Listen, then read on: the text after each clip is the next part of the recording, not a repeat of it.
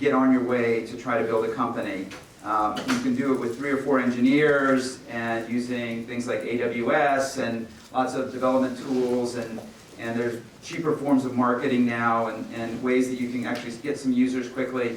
All that is true, but what hasn't changed is that when you have to actually build a company, that you actually have a hit product on your hands, and now I got to hire 20 or 30 people, and I got to build a support organization, and I got to beef up my engineering organization, and I got to scale my servers and bandwidth and all that stuff. That's not really any cheaper, or it's not a lot cheaper. And so eventually, if you're successful, you need to get real money. And that, there hasn't really been a material change in the amount of venture capital dollars that are in the market. And so while there's a lot more angel money and a lot more seed capital out there, and there's a lot more entrepreneurs out there, they all at some point are going to hit this point where they got to go get real money. And that is what they call the Series A crunch. And I think that's very real. And I think that the way that I expect the market to react to that is that there's going to be a lot more failures. A lot more people are going to hit the wall and not be able to raise more money. Are going to have to shut down their companies. I also think more and more entrepreneurs are going to think about, how do I get profitable more quickly? How do I get to a revenue model more quickly? And how do I not need to raise a boatload of venture capital because I can self-fund once I get to a revenue model? So I do think there's probably more entrepreneurship than the market, the capital markets can sustain right now, and that's going to cause probably a higher failure rate of real early stage startups for the next 3 or 4 years. But I don't think it's like a huge problem. Like I don't think that it's going to cause a global financial meltdown or anything like that. This may be a totally different angle, but I was wondering, were there certain things like when you were growing up in your childhood that forced you to be the entrepreneur and contrarian that you are today? Or are there certain things that you do with your children that are hoping to foster that same mindset when they get older? So I don't consider myself an entrepreneur. I feel like I'm an investor, and I've got a much cushier job than an entrepreneur has. Starting 2 venture capital firms was a little hard, but I definitely do not put myself in the same camp as an entrepreneur.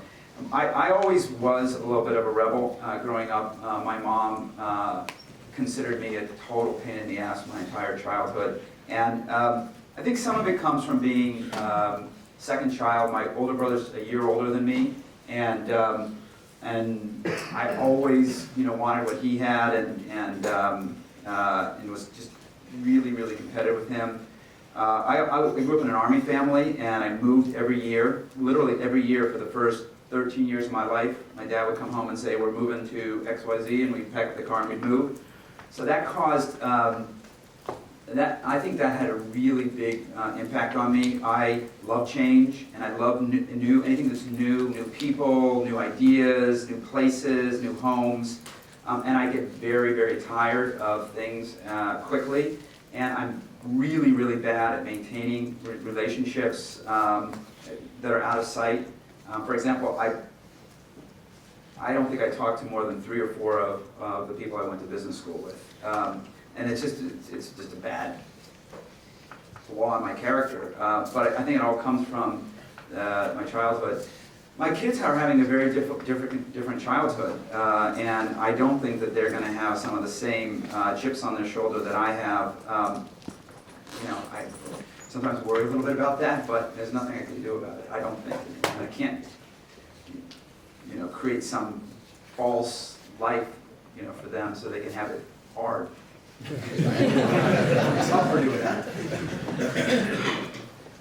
So when you're doing a contrarian investing in ideas so early that don't have a business model, I guess is that you're making a big bet on the team. So what sort of tangible things do you look for? And on top of that, when there is no business model, do you look at kind of the strength of customer acquisition strategies?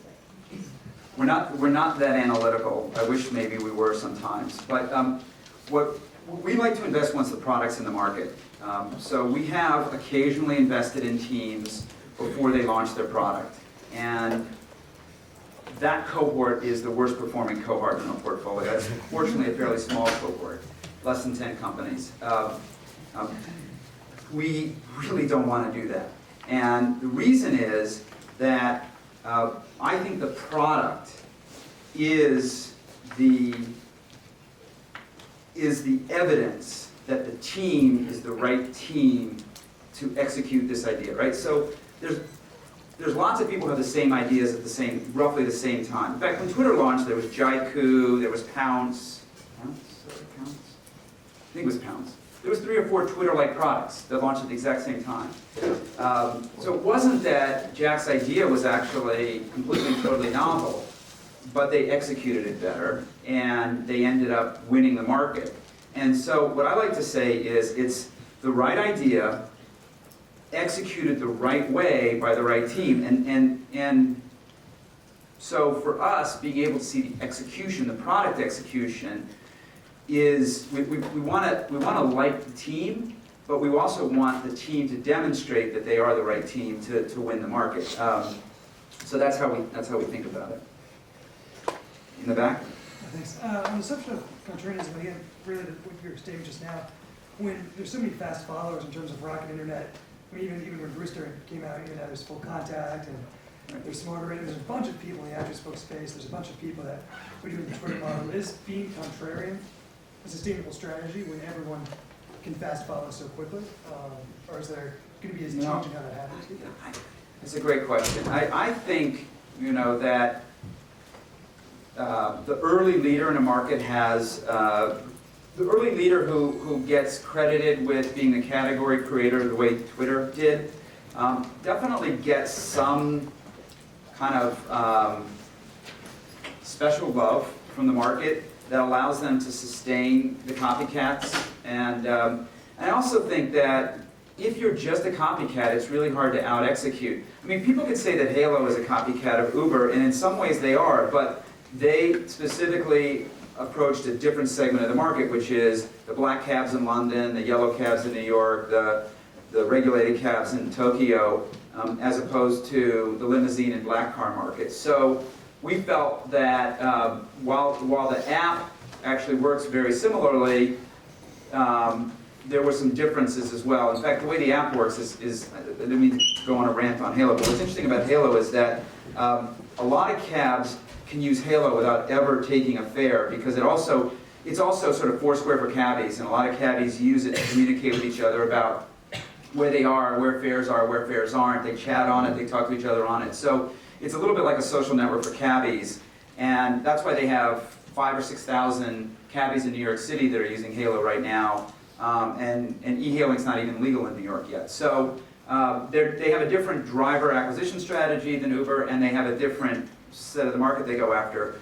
So I don't think that they're necessarily a complete and total fast follower, but I do think that the category creator gets, you know, some special, the market just kind of allows them or affords them certain kind of favored status that if you continue to execute well, allows you to kind of continue to win the market.